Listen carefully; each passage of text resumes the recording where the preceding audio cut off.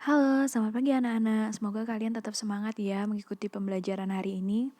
Nah, hari ini Ibu akan menjelaskan tentang materi usaha dan energi, yaitu tentang subbab daya. Tapi sebelum masuk ke daya, kita harus mengingat-ingat lagi materi tentang usaha. Nah, Ibu akan jelaskan ulang karena ada beberapa kelas yang kemarin belum mendapatkan materi tentang usaha dan ada beberapa kelas yang sudah. Jadi Ibu coba jelaskan ulang lagi. Apakah kalian pernah melakukan usaha? Tentu saja pernah. Tapi apa ya beda usaha dalam fisika dan dalam keseharian?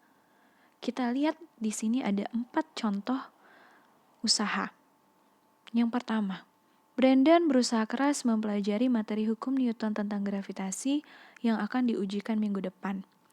Nah, contoh pertama ini termasuk dalam usaha dalam fisika atau usaha dalam keseharian ya.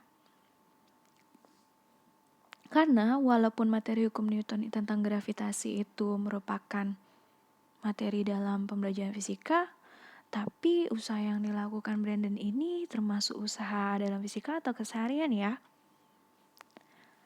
Yang kedua, Jason belajar fisika sungguh-sungguh supaya mendapat nilai memuaskan.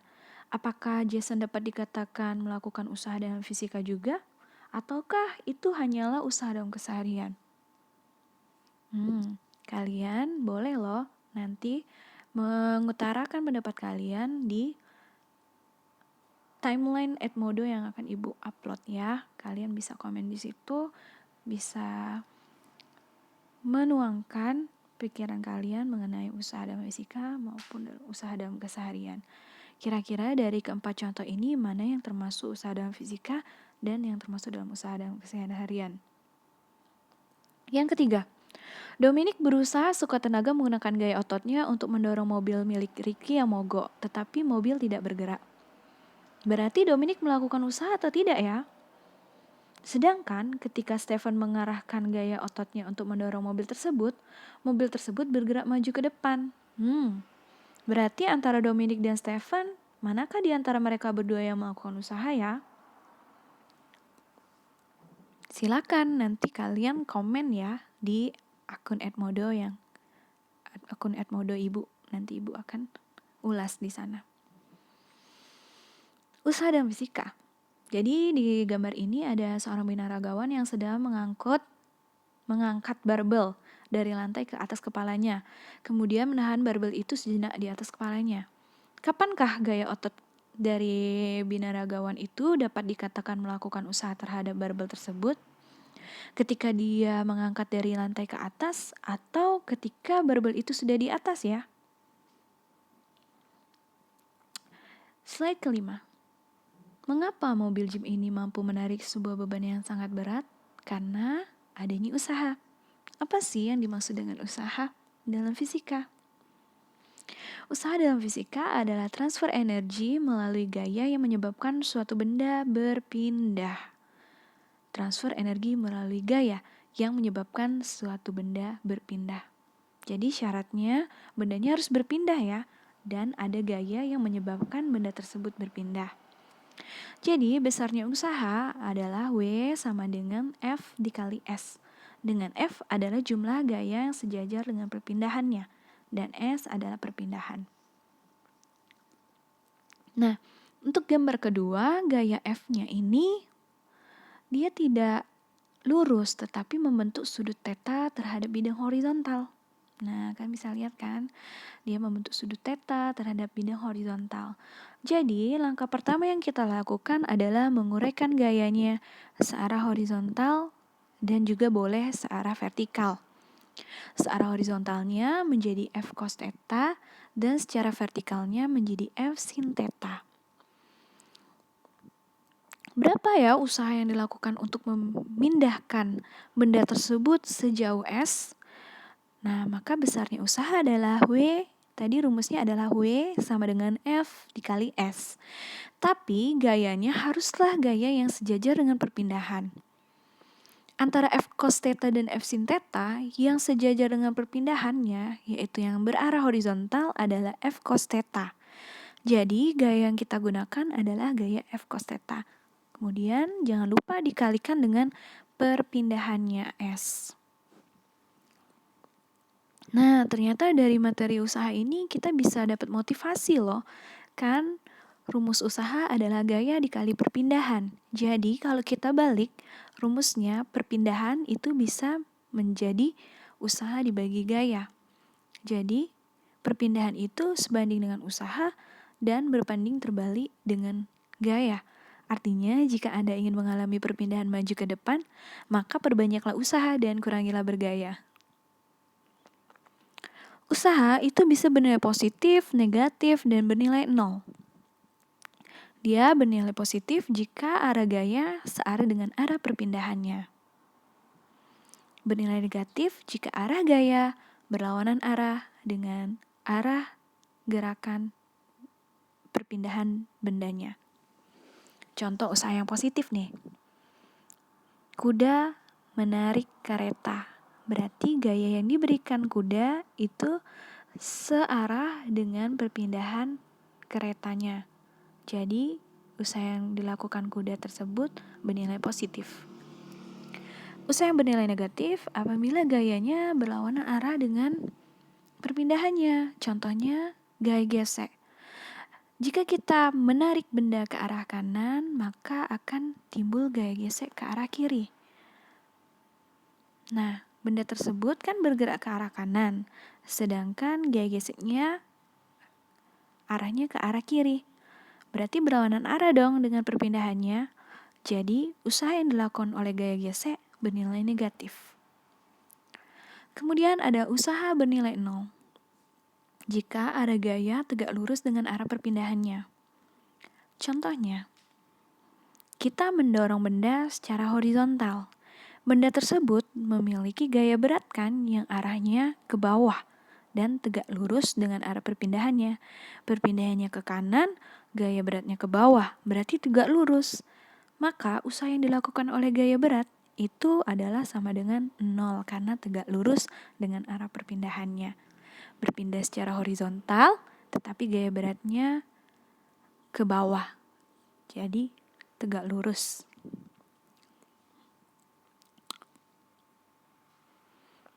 Bagaimana ya kalau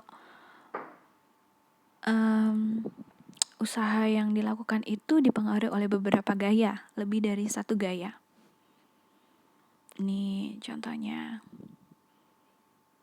Ada sebuah benda ditarik dengan gaya F1 ke arah kanan dan ditarik juga dengan gaya F2 ke arah kanan sehingga benda tersebut berpindah sejauh S ke arah kanan.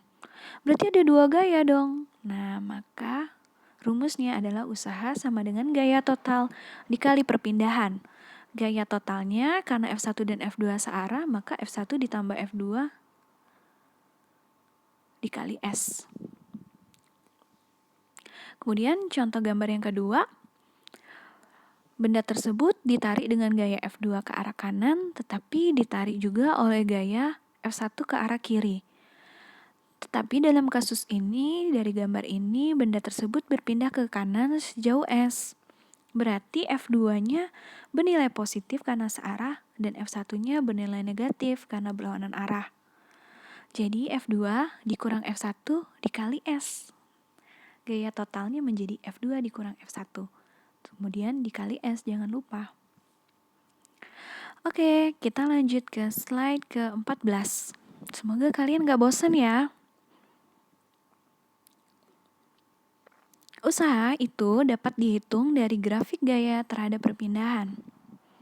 Nah, di sini sumbu Y-nya adalah gaya dengan satuan Newton dan sumbu X-nya adalah perpindahan dengan satuan meter.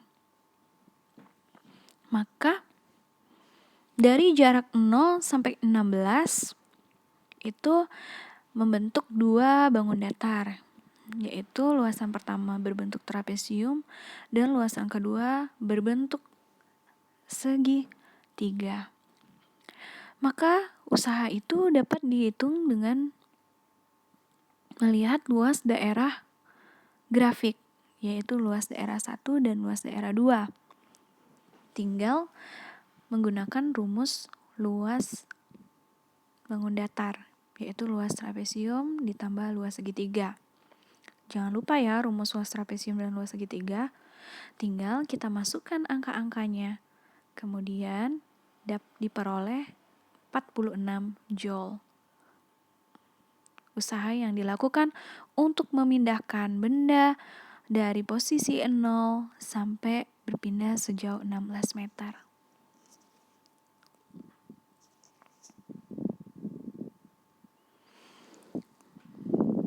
Ini tadi masih usaha oleh beberapa gaya ya. Kalau tadi gayanya semuanya sejajar dengan perpindahannya. Kalau yang sekarang ini gayanya itu sama-sama membentuk sudut theta terhadap bidang horizontal. Maka kedua gaya ini harus kita uraikan dulu ke sumbu horizontal, yaitu menjadi F1 cos theta 1 dan F2 cos theta 2 dikalikan dengan S. Semoga kalian paham ya. Nah, untuk slide yang ke-16 itu ada sebuah benda yang ditarik dengan gaya F ke atas sebuah bidang miring yang licin. Jadi, berapakah usaha yang diperlukan untuk memindahkan benda tersebut ke atas bidang miring licin? Jadi, kita harus melengkapi gaya-gayanya dulu. Di situ ada gaya tarik F ke atas, ke kanan atas, dan ada gaya W ke bawah. Gaya berat. Gaya berat ini kita uraikan dulu ya terhadap sumbu horizontal dan vertikal, terhadap sumbu X dan sumbu Y. Menjadi W sin theta atau W sin 30 derajat dan W cos 30 derajat. Benda tersebut berpindah ke kanan atas, berarti gaya yang arahnya ke kanan atas bernilai positif dan gaya yang arahnya ke kiri bawah bernilai negatif. Jadi, gaya usaha yang diperlukan untuk memindahkan benda adalah W sama dengan F dikurang W sin 30 derajat dikali S. Jangan sampai terbalik ya antara W usaha dan W berat, gaya berat. Kenapa W dan W cos theta cos 30 derajatnya tidak digunakan? Oh ya, W tadi kan sudah diuraikan ya, jadi W sudah dapat diabaikan. Tetapi kenapa W cos 30 derajat tidak termasuk dalam hitungan? Karena W cos 30 derajat itu tegak lurus dengan perpindahannya. Seperti syarat tadi yang sebelumnya, usaha bernilai 0 jika arah gaya tegak lurus dengan arah perpindahannya. Jadi W cos theta ini kan tegak lurus dengan perpindahannya, jadi tidak digunakan lagi. Jadi yang kita lihat adalah gaya yang sejajar dengan perpindahannya saja, yaitu F yang bernilai positif karena searah dengan perpindahan, dan W sin 30 derajat bernilai negatif karena berlawanan dengan perpindahannya, karena perpindahannya itu menuju ke kanan atas. Daya.